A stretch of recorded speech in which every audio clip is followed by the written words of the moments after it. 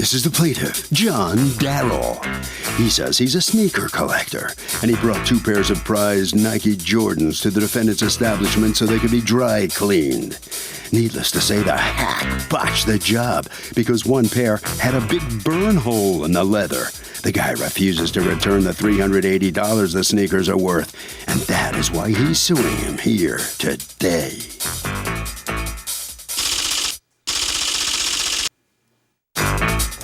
This is the defendant, Dennis Lynn. He says he admits he botched the job on 1 pair of the plaintiff's sneakers, but found the exact same ones, bought them for the plaintiff, and gave them to him. The plaintiff took them and then claimed they were fakes and demanded $300 cash. He tried to be a good businessman and do the right thing, but the plaintiff's being unreasonable, and he's not going to be intimidated by anyone. He's accused of having no soul.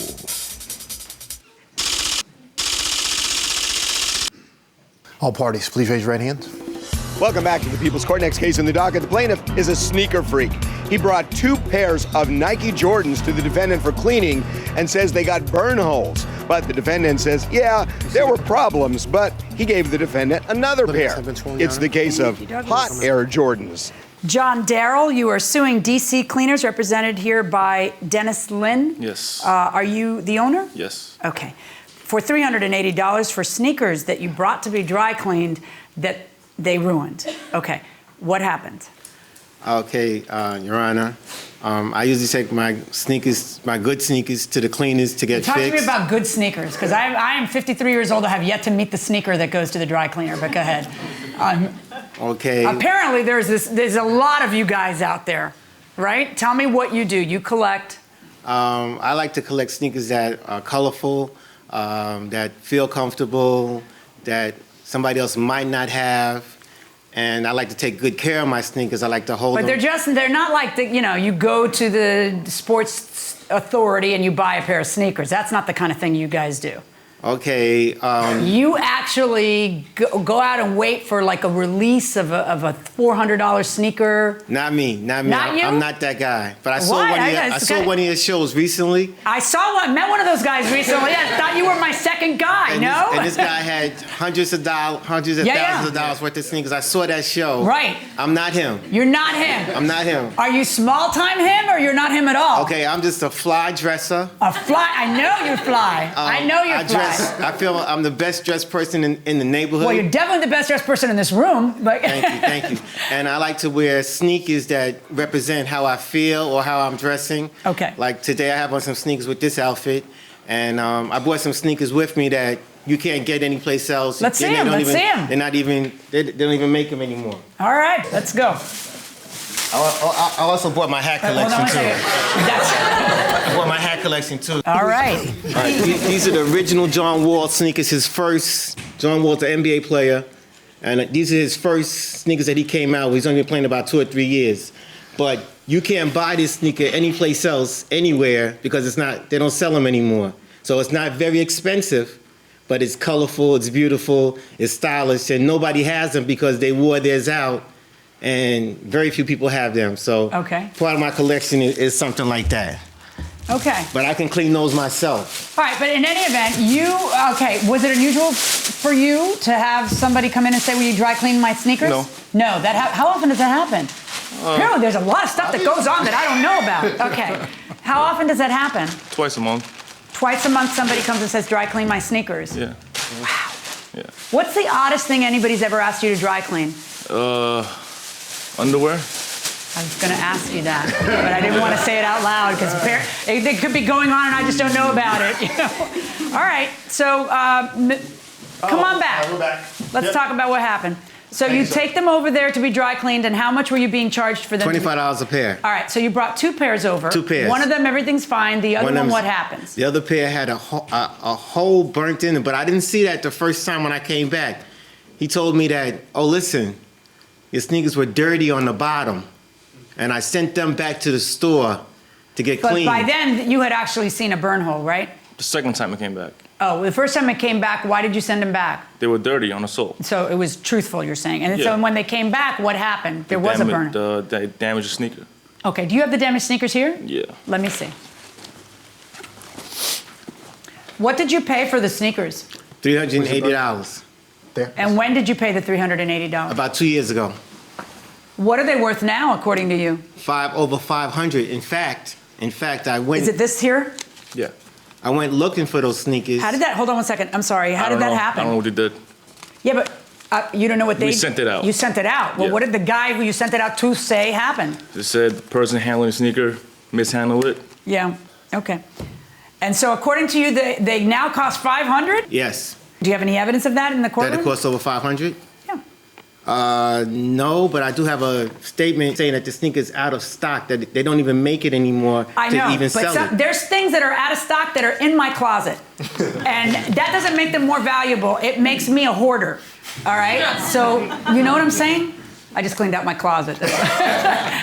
So, They are selling that sneaker right now in a low cut version. They don't even have high cut okay, no more. I keep hearing you say the same thing. I'm sorry, but I didn't bring something saying how much the sneaker Now, let me costs hear now. from you. What have you got to say? Well, the whole story? Well, yeah. He brought Just the parts that matter. He brought it to be clean, sent it out to the other company, came Is back. this a company you've often used? Yeah, we always use them Okay. a number of years. First time it came back, it was Did dirty. they reimburse you for these? We made a little deal. Why the heck are Air Jordans so valuable? I want to know. They're rare, that's why. And Are they really rare? well, it depends on the style. It comes out every time, every different year. You know, it's just rare. I know, but there are like lots of sneakers out there. Why Air Jordans? Why are they so valuable? I think it's just the name, him being the most famous basketball player, is what does it. Is that what it is? It's just the name, or are they awesome shoes? They're pretty awesome. They're definitely stylish and everybody wants a pair, especially like vintage Jordans. Would you pay a ton of money for it? Oh, I would totally pay a ton of money for vintage Jordans. Like, they're pretty fantastic. You are not alone. It's crazy. Going inside the courtroom. What's your little deal? The retail value of the shoe was $185. The retail value of the shoe is what? $185. Do you have proof of what you're saying? You have a picture of. What is this a picture of? It's on the right side of the box, the retail. How do I know this is that shoe? Because of the name that it is? What's the Yes, name of it's this shoe? It's a Retro 11 Concords. Air Jordan? Yes. Air Jordan 11 Retro? Yes. Okay, where did you take this picture? It was on Google. Did you strike a deal with him, though?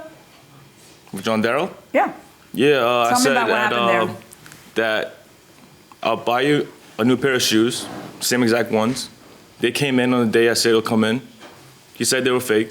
I'm like, you know what? Okay, how much do you want for the shoes? He says, give me $300. I'm like, okay. It was a Saturday. I didn't have money in my pocket or in the register.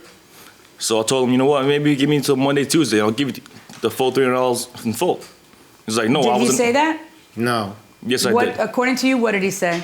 Okay, he told me that he'd have $300 for me on March the 7th or a brand new pair of the Retro 11s. Right. He gave me a pair of sneakers that were dirty, no box. Did you give him used sneakers? No, they were new.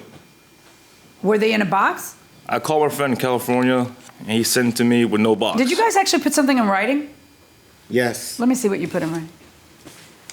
He said I have a friend in California who has a store and he can give me the sneakers cheaper. Can you buy these sneakers like right here? You're No, from Queens. Can you buy them in Queens? They're not sold anymore. They're not sold nowhere. They don't even make them. You can still buy them. Only Prove it. fakes. Only fakes. Prove it. I don't have proof, but Only there's a lot of fakes. places you can still buy I'm them. a little tired of everybody flapping their gums around here. Only fakes. There's no real ones. There's no real high tops out at all.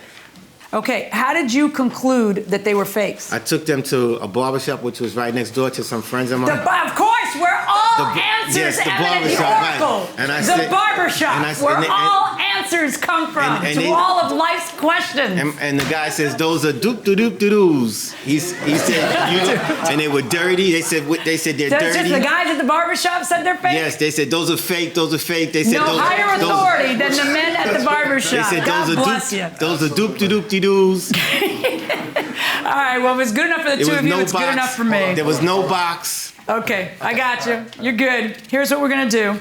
I'm going to order you, Mr. Lynn, to pay Mr. Darrell the $300 that you guys agreed on. Judge, 1 second, Judge. I didn't Yeah, agree you don't on... get to know. Here's a problem that we have.